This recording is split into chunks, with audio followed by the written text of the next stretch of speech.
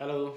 In this video, I'll present about the ISRIC global soil grid data. I'll show you how to download this data set. Um, then first, let me take you to the website, ISRIC website, www.isric.org. Then you'll get information about the soil grid data. You can read through, of course, and if if you need detailed information about the soil data, I may make another video. But for this video, purpose is to show you how to download it, how to access and how to download this data set. Then this data set is available at 250 meters resolution. Then this is the highest resolution data set which is globally available. I think 225 to 250 meters is really high resolution data set, and this data set is really reliable also because it was taken from thousands of soil profiles collected all over the globe from all the continents. I'll show you that also. I'll talk a little bit about that. Then you can read through, and when we come to the data access, there are many options for accessing the dataset: WMS, WCS, WebDAV.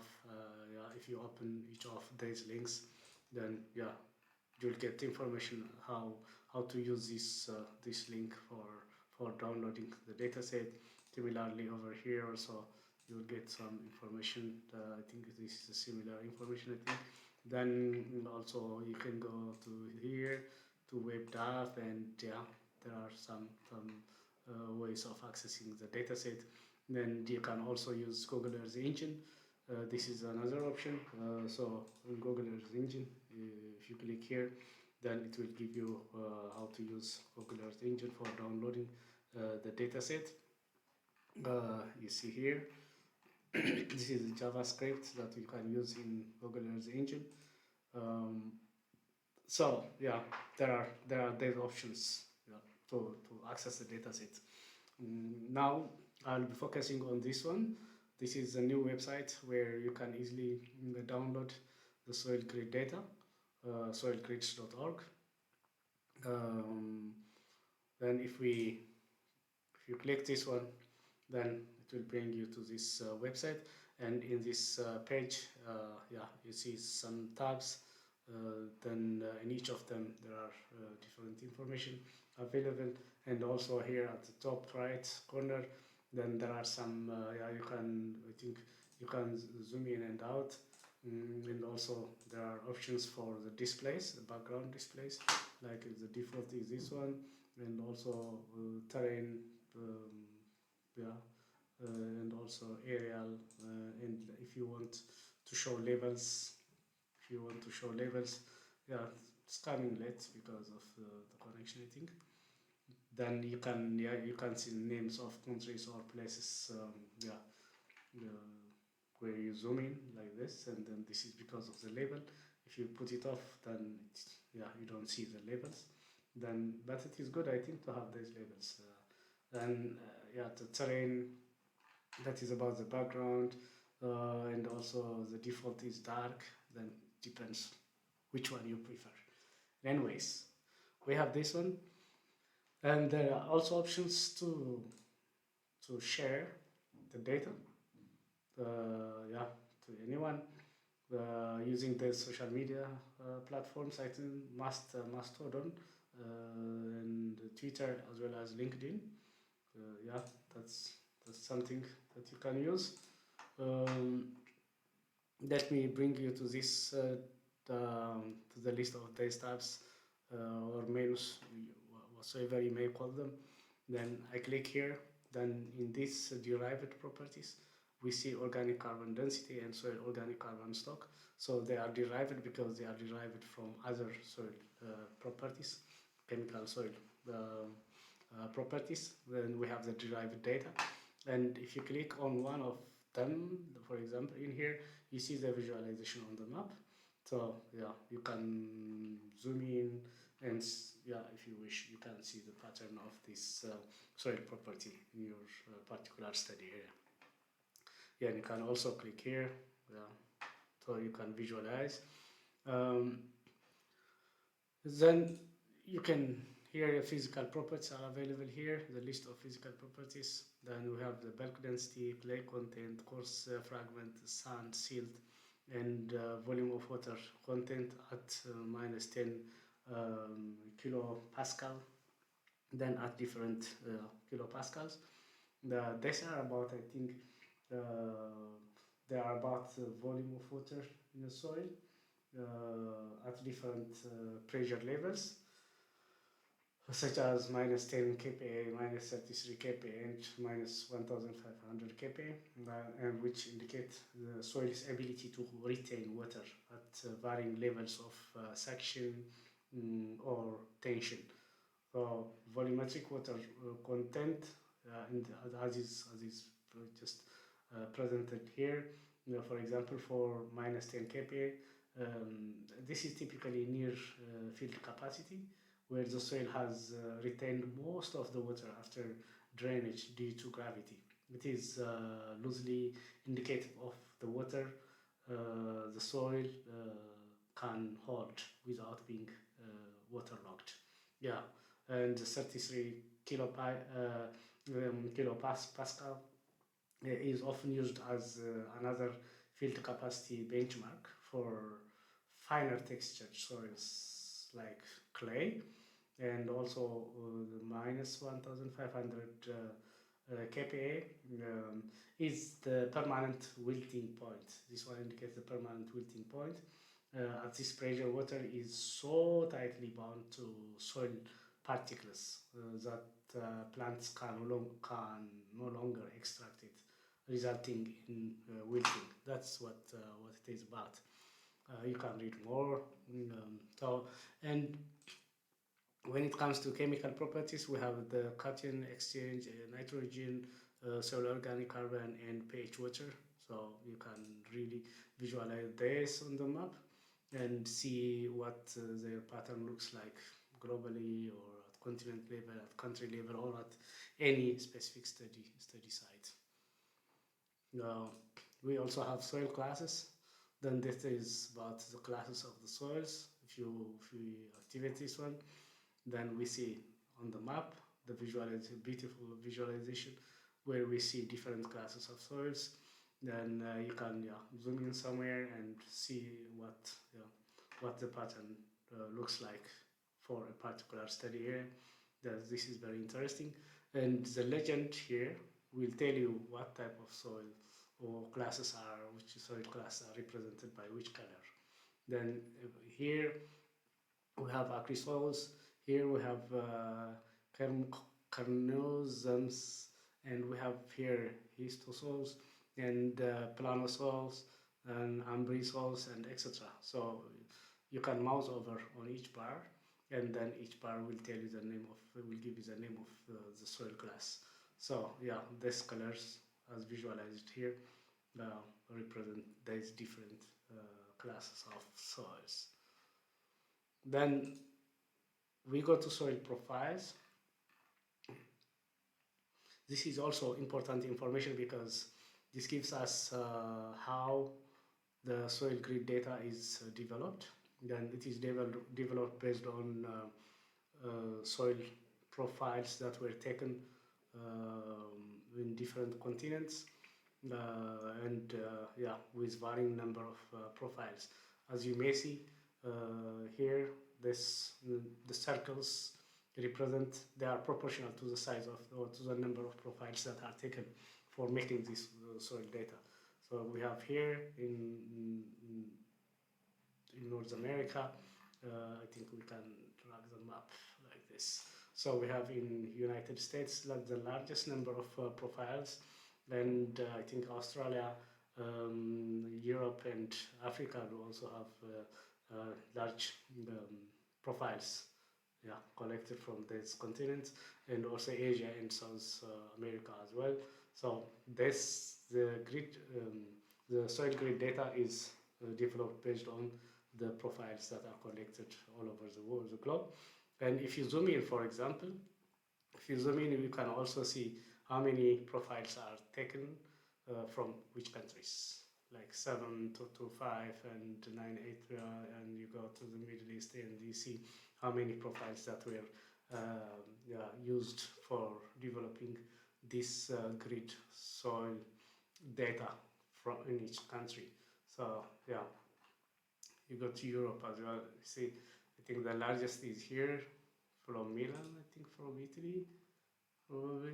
Yeah. No, not from Italy. I think. Oh, uh, the more you zoom in, the more you see where the sites where this soil data sets were collected. Okay. So this is really very important information. Then next we go to downloading the dataset. Then for downloading the dataset, we are interested in the soil grid dataset, and then you click here. Then in layer you'll get a list of all the soil properties. We have the derived properties, we have the physical soil properties, we have the chemical soil properties, and also soil classification. So yeah, it depends on the application which you are interested. You want these data sets, and then yeah, you can select any of them. And then, for example, if you come to the physical soil properties, we may go to the clay content, and in the clay content, when you click the clay content, then there are some information that you need to fill in or to select. The first one is the depth, the depth of the soil at which you want to, the measurement of the clay content. And if you click this drop down arrow, then you get options for selecting the depth of the soil. And okay, it depends on the application for which you need the soil, the clay content. And then anyways, let's take the first one, the shallowest one, which is 0.5025 centimeter depth of soil. And then the value, we have uncertainty and also mean. Then let's take the mean value. Here you have to be careful, and it all depends where you are, in the north or in the southern hemisphere. Then let's come, for example, in the northern hemisphere here, then maybe in Algeria. Then you can, as you wish. For example, as I told you, if you change it to area, then it gives you better visualization about the locations. So we need to get longitude and latitude, minimum and maximum, and then let's assume that this is our study area. If you click here, it will give you the longitudes and latitudes. I'm doing this for this video only, but for you, you may have your own study area, and you know the coordinates, and then you give the coordinates, you provide coordinates in this interface. Then we have latitude, longitude. If we assume that this is the minimum, let me take you here, positive, yeah. Then the minimum, this is in Egypt, the minimum latitude and longitude. So minimum longitude is 13 or 14, let's say, and then the maximum, you see, the maximum longitude should not be greater than, the difference between the minimum and the maximum shouldn't be greater than 2 degrees. That's what it is saying here. So 14 to 16. I can go from 14 to 16 degrees. And also 15 is possible, no problem. But we cannot go beyond that. For example, if I write 17, it will be 14 to 17. So it still tells me that it shouldn't be like more than 2 degrees, the difference. So let's go for 16. And for latitude also, Then we have latitude 27 here, and 27. Then the difference should be 2, and it is 29 maximum. So every tile of the soil grid data covers 2 degrees of area, 2 degrees by 2 degrees. So then what you have to do is, if your study area covers more, then you have to give another tile, just coordinates for another tile. If it is like from 14 to 16, the first one, and if the second one is from 16 to 18, then you continue like that. So you will be having like many tiles which you should later mosaics. Okay, 27, 29. This is fine. Then another thing that you have to be careful is, because you may get error messages because of the coordinates you provide. And if we come to the southern hemisphere, then I click here, you see it is negative. The latitude is negative and the longitude is positive. But there may be places like if you go to the South America or somewhere, then you may get negative longitude and negative latitude. So you have to be careful with these values. Then in this case, now the minimum latitude is minus 27. This is minus 27. And the maximum, like 27, if I put it like minus 29, it will accept it. It is a 2 degree difference. And if in terms of longitude, then it is 24, let me say, and then it will be 26. Okay, that's okay. So there is no any complaint here in terms of the differences. That is 2 degrees, that is 2 degrees. But here, just I believe it's clear, minus 27 is larger than minus 29 because they are negative value. And you may think that, okay, this is correct, there is no complaint, but if we, for example, click download, you see, there is an error message. This error message is due to the fact that this one is smaller than this one. So what you have to do is, we can like, if it is minimum is this one for you, then the maximum should be minus 25. This is correct. I hope you got my point. Okay, perfect. Okay, and then now we can download it. This is one tile, as I have told you, this is one tile, and if your study area covers more to north or south or east or west, then you have to add other tiles with a difference of 2 degrees to get another tile. So other coordinates, I mean, to get the other tiles. Then click download.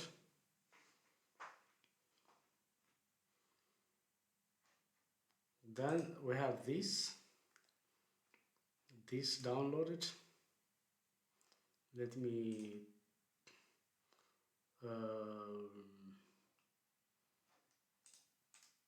okay, let me take it to another folder.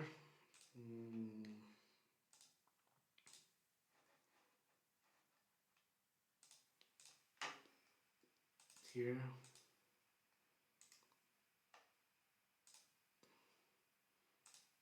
place. Okay, now this is the image. This, let me not use this one. Now let's open QGIS. And we can visualize it in QGIS.